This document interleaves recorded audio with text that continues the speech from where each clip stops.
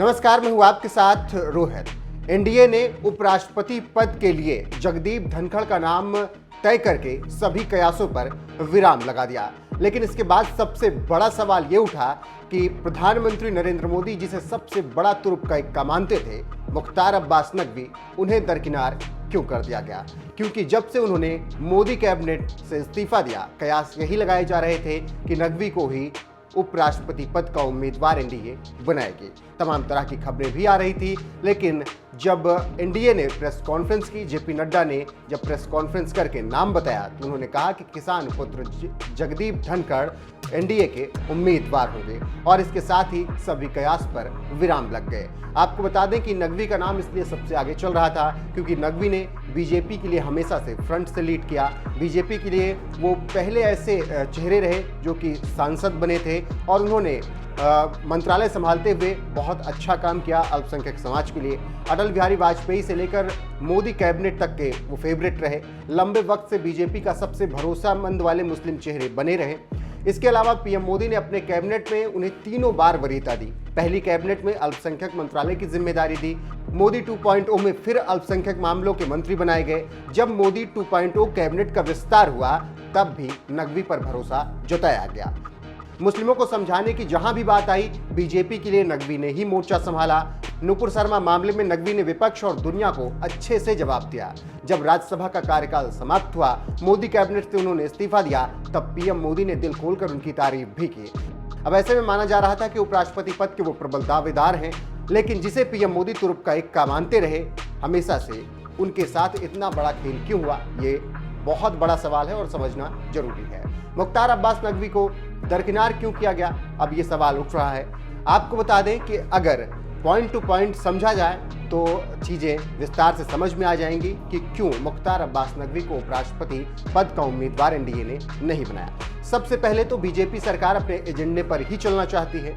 नकवी को उपराष्ट्रपति पद की जिम्मेदारी न देना बीजेपी की सोची समझी रणनीति कही जा सकती है। मुख्तार अब्बास नकवी को संगठन में किसी बड़े पद पर भेजे जाने की योजना बनाई जाएगी, ऐसा कहा जा रहा है। साथ ही ये भी कहा जा रहा है कि किसी प्रदेश के राज्यपाल की जिम्मेदारी दी जा सकती है।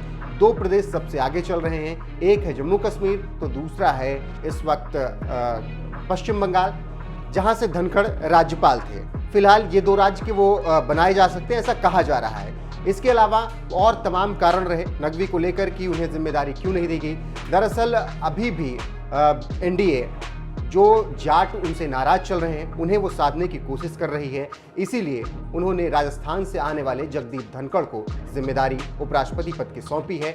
वो राजस्थान से आते हैं। इसके साथ ही बीजेपी वहां की राजनीति भी साधने का प्लान कर रही है। राजस्थान में जाटों की नाराजगी हमेशा से बीजेपी से रही है, इसीलिए जगदीप धनखड़ को उम्मीदवार बनाकर वहां बीजेपी जाटों में भी अपनी पकड़ मजबूत करना चाहती है। जगदीप धनखड़, जिनका जाट में अच्छा वोट बैंक है, वहां पर भी वो सेंधमारी करके राज्य की सत्ता तक पहुंचने की सोच रहे हैं। किसान पुत्र जगदीप धनखड़ को जिम्मेदारी सौंपकर किसानों की नाराजगी कम करने का भी प्लान साफ नजर आता है, क्योंकि जेपी नड्डा ने जिस तरीके से प्रेस कॉन्फ्रेंस की शुरुआत की और नाम से पहले उन्होंने कहा कि किसान पुत्र, और किसान पुत्र कहते हुए उन्होंने ये संदेश देने की बाकायदा कोशिश की कि सरकार किसानों के लिए सबसे ज्यादा सोचती है। तो ये कुछ कारण रहे जो कि इस ओर इशारा करते हैं कि क्यों बीजेपी ने नकवी को किनारे करके जगदीप धनखड़ को उपराष्ट्रपति पद का उम्मीदवार बनाया है।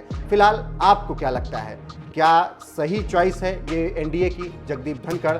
और जगदीप धनखड़ के नाम का ऐलान करते हुए बीजेपी के राष्ट्रीय अध्यक्ष जेपी नड्डा ने क्या कुछ कहा था, आइए आपको वो भी सुना देते हैं। मौजूद रहे हैं और पार्लियामेंट्री बोर्ड का जो मुख्य विषय आज था संसदीय बोर्ड का, वो विषय था कि उपराष्ट्रपति पद के लिए भारतीय जनता पार्टी और एनडीए का कैंडिडेट का चयन प्रक्रिया।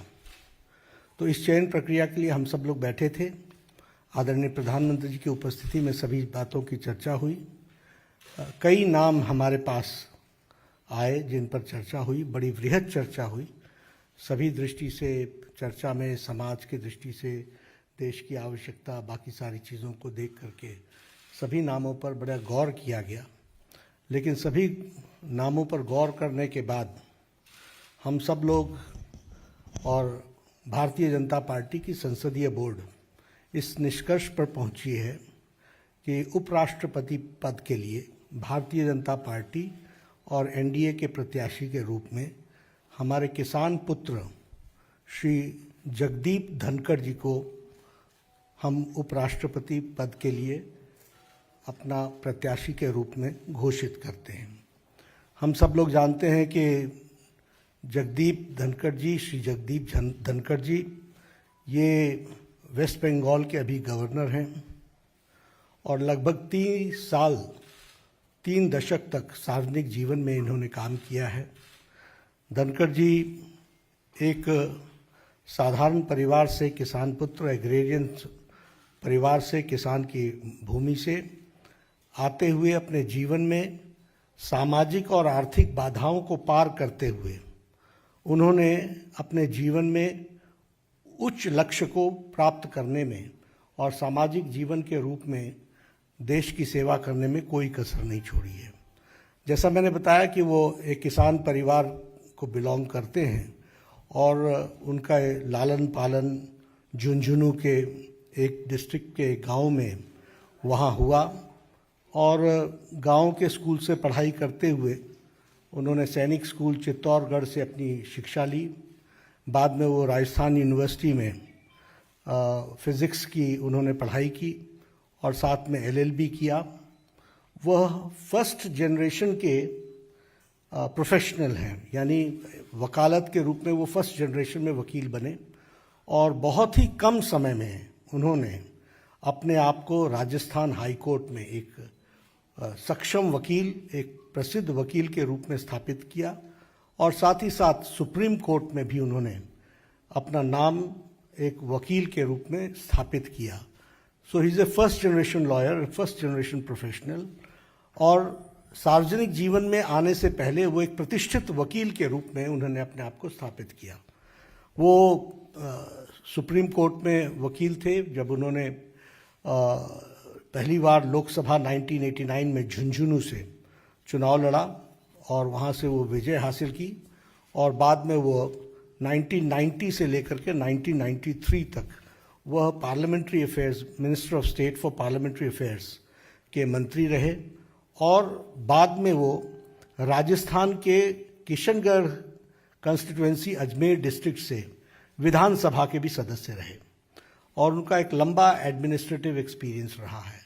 हम सब जानते हैं कि वो जुलाई महीने 2019 में उन्होंने राज्यपाल का पद वेस्ट बंगाल में, पश्चिम बंगाल के राज्यपाल के पद को संभाला as governor of West Bengal और हम जानते हैं कि उनकी छवि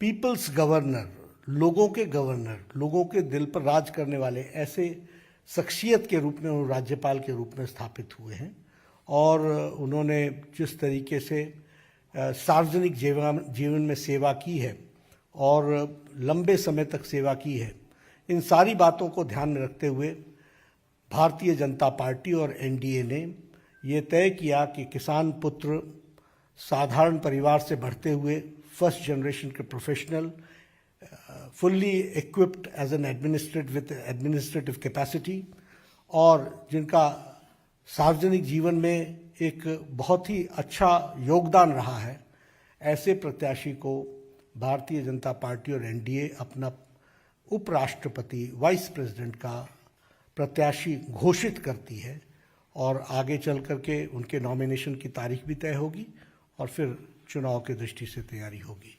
मुझे यही आप सबको बताना था। श्री जगदीप धनखड़ हमारे एनडीए के प्रत्याशी हैं।